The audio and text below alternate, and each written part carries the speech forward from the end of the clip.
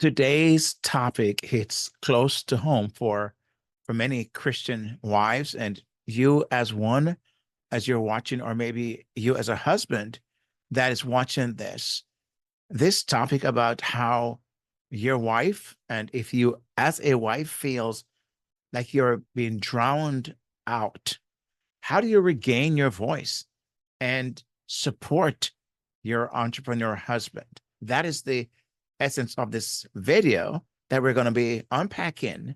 And as we do that, I want you to keep in mind that this is speaking primarily to you as a wife, but there are things that you as a husband can also be able to find here that's helpful in the relationship, because again, it's both of you that are creating your relationship, right? It is not just one person. It doesn't fall on just one person, as you're going to see in this video, where if you, again, as a wife is feeling drowned out, how do you then get back from that place? And how do you as a husband create a safe space for her to regain her voice? Because here's what tends to happen is, in the midst of you pursuing, building out this dream, making this effort to, in your mind, have the family get a future where there is freedom and the finances are just what it's supposed to be, and you are now available because you have put in the work up front, and you're busy doing that every waking moment, or every free moment, let's put it that way, because your waking moment is being split between your work and also the business that you're building out. But what tends to happen is that your wife, her needs are getting lost in the shuffle, because again, she is very supportive. She wants to let you know how much she believes in you, but it's taking her a toll on her. And I want to call that to your attention, husband, but also help you, dear wife, figure out what you can do differently. Now, I love this quote from an unknown source. It says, "A happy marriage doesn't mean there are no conflicts, but rather it means there is a willingness to work through them." Now, imagine feeling as a wife excited for your husband as he chases his dream of building a business, right? You're cheering him on, but the laundry piles up. The kids need help, and you haven't had a decent conversation with your husband in days, right? So what tends to happen slowly, that excitement is fading as you are experiencing the crushing weight of the household chores, and on top of that, you're feeling unheard. That is beginning to drown out everything, right? You love him, no question about that. You love your husband, and he knows that. You want him to succeed because you know his success is also your success as well. But you also need support. It's easy, and I want you to know that I am basically agreeing with you. It's easy to feel overwhelmed and unheard in this midst of all of this. You know, a study found out that as a wife, you when you feel unheard, you're more likely to experience stress and anxiety and even physical health problems, not to mention relationship dissatisfaction. And maybe that's what you're feeling as you're listening and watching this video today. Now, remember, in regaining your voice, obviously, communication is key, right? Don't bottle up your feelings. And that's what tend to happen, because maybe you've tried to speak to your husband. Maybe you've tried to get his attention, but there's never seemed to be the right time or any good time. And so every time you've tried, you're met with this sense of, oh, I just don't have the time right now, or let's talk about that later, or not now. And so how do you approach this conversation without sounding like a nag. Now, I have some practical suggestions that I want to make, and hopefully these will help you in this process. Now, one of those things, and as I go through this, I want you to kind of think with me here because you might be thinking, well, I've done most of those things. Well, I want you to take this from a different perspective. So the first thing I want to mention is to schedule a heart-to-heart talk with your husband. Now, while you're scheduling this, may I make a strong suggestion here? Do not say to your husband, we've got to talk, right? Or I have something to talk to you about. Because let me tell you, as a husband, when we hear that, immediately our mind goes into overdrive and thinking, well, what did I do now? I wonder what's going on here. What did she discover? Now, it's not that we are thinking there's something we're doing that you're discovering something that we, and now we're worried. No, but it's like our minds is like, what's happening? Where did we go wrong? What did I do now or not do? So I would suggest is just maybe since your husband, honey, maybe the next time we go out on a date, can we talk about how we can actually make some changes in our house about chores or roles or just something like that? Give him an idea of what it is you want to talk about and not just we've got to talk or I got to talk to you, right? Those things causes our blood pressure and our anxiety to go through the roof. So I want to suggest you kind of take a different approach here. So you want to choose a calm moment and express your feelings openly and honestly. So, but I want you to suggest this piece that you may not have thought about or done, and that is to start with appreciation. Let your husband know how much you appreciate the hard work he's putting in and working feverishly, long hours for the family, his dedication to his dreams. Acknowledge that. Let him know that you've noticed, because sometimes he wonders, does she know? Does she notice? Have she noticed? And sometimes he goes for days and never heard anything. And it's not that he's fishing for that, but sometimes it's good to know that you recognize that he's put in all this effort and time for the family. So schedule that heart to heart with your husband. Second is something you've heard me mention quite often if you've watched my videos or listened to me on my podcast before at Build Your Happier Marriage. Now, if you have not, I would suggest you check out my podcast. But I talk about this many times, and you'll hear me because this is very important. I see many times in my work as a licensed marriage and family therapist and a certified relationship coach. I teach this often to couples, and I see this many times where some couples go, but when a relationship go awry, it's simply because of how things are being said. Now, you may have heard people say, it's not what you say, is what how you said what you said, right? Now, I'm from a school where I think it's both. I think it's, I mean, my how I look at it is both. It's both what you say and how you said what you're saying. Because some people will say, oh, it's not what I say, it's how I say what I said. No, but suppose in that what is being said are statements that are being made that are putting the person down, or it is just, being mean or crude or whatever else is going on. That's the what. That's the what. So no matter how it's been done, the what is also important. So instead of saying to your husband, you never help around the house. Now, immediately when he hears that, guess where his brain goes into? That is, he becomes defensive because his brain is going to say that's not true. And now you get into an argument and a conflict over this statement. So the idea here is to use I statements. I feel overwhelmed when I have to manage everything on my own. And I'm just letting you know what that's like for me. See the difference? It's not the you, which sounds very like you're accusing your husband. It's what you're taking responsibility for your feeling. I feel overwhelmed when I have to manage everything. And I would even take out the word everything because that's not true, totally accurate.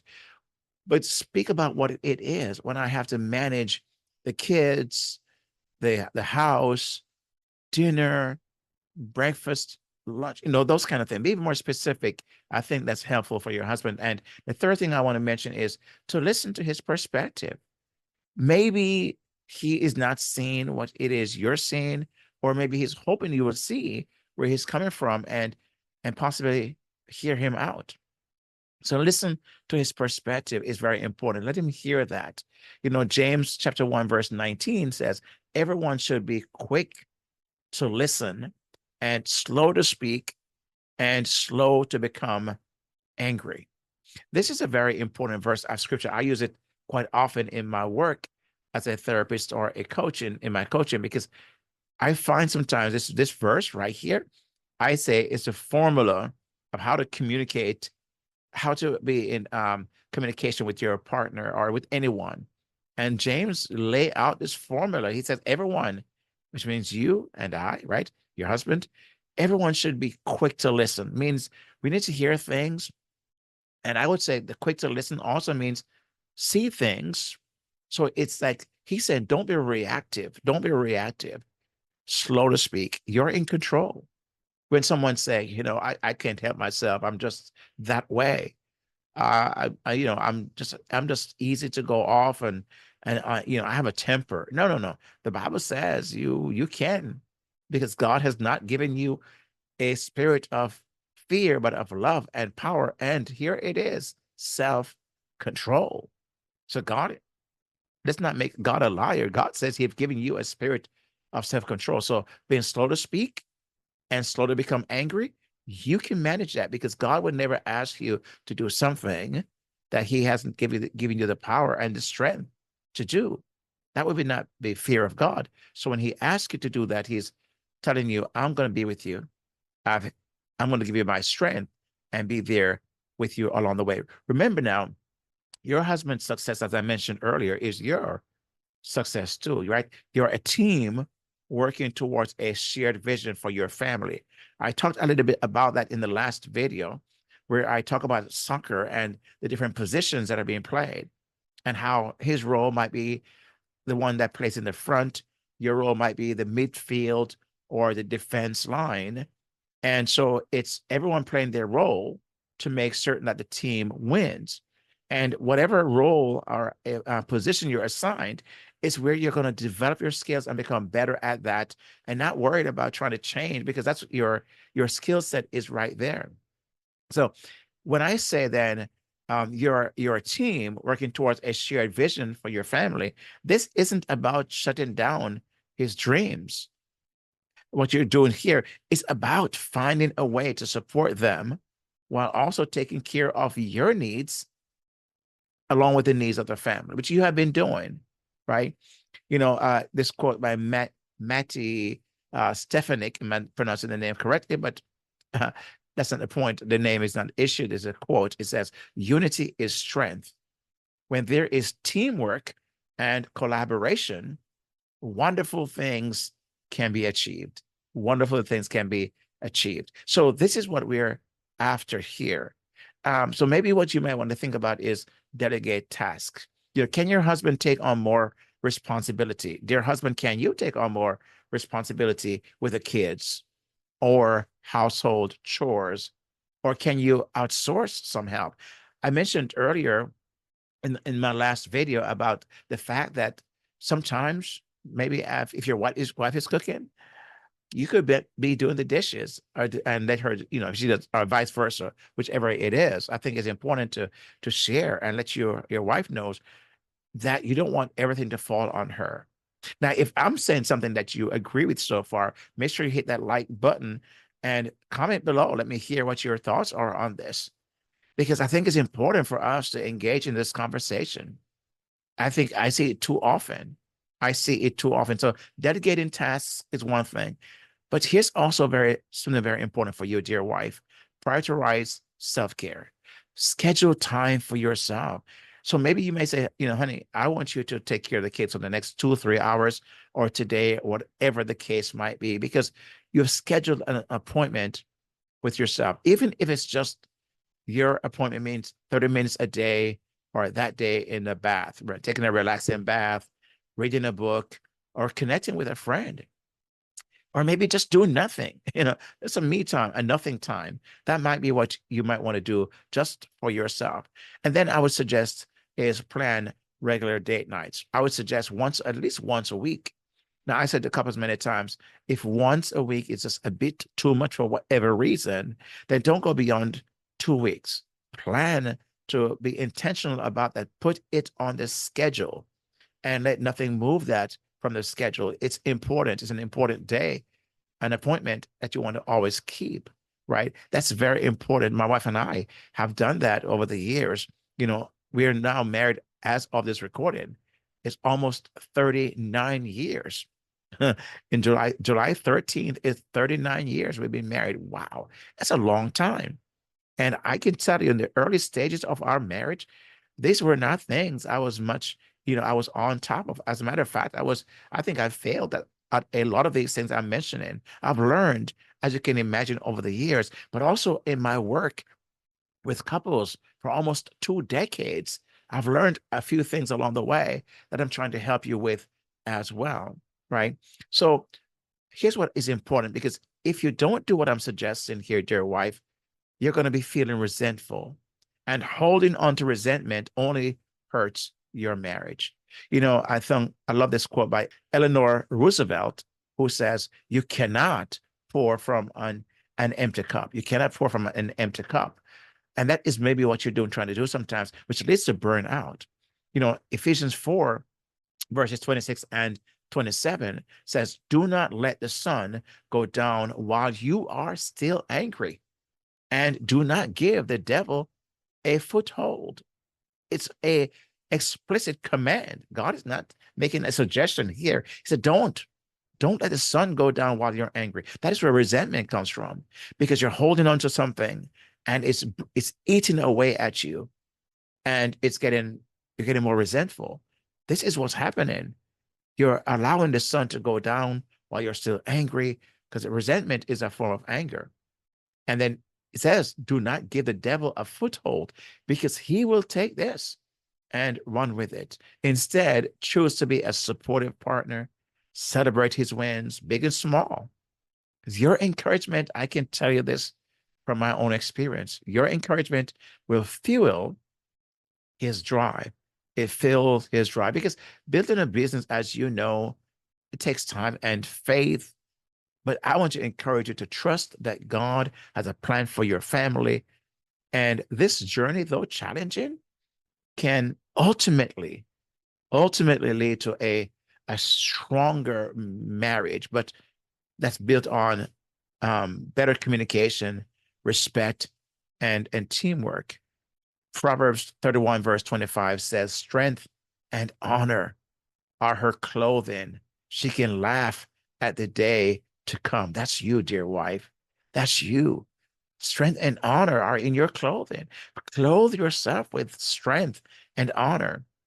And it says you can laugh at the day to come, because you have this peace of God. Your trust is in God.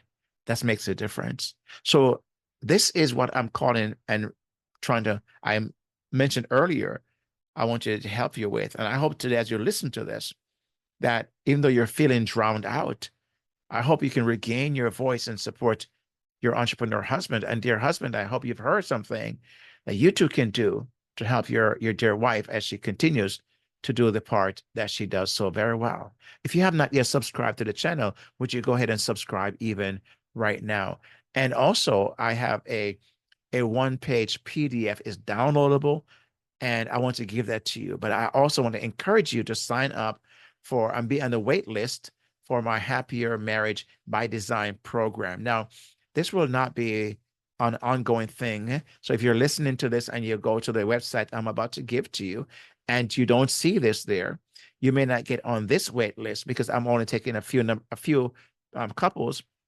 And then those who do sign up and get on the wait list, I'll give you a one-page PDF that's entitled 11 Rules for a Happier Marriage. 11 Rules for a Happier Marriage. If you are interested and want to do that, you can go to buildyourhappiermarriage.com/waitlist.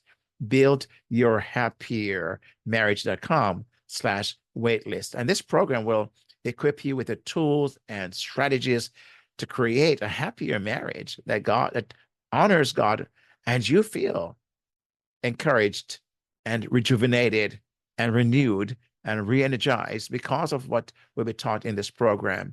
But also it will strengthen your family, your relationship as well. So again, go to buildyourhappiermarriage.com/waitlist. The link will be below as well inside the description that follows this video, so you can also find it there as well. My friend, again, please subscribe to the channel. I'm Kingsley Grant, and I see you on the next video. Make sure you watch this one right here. God bless you.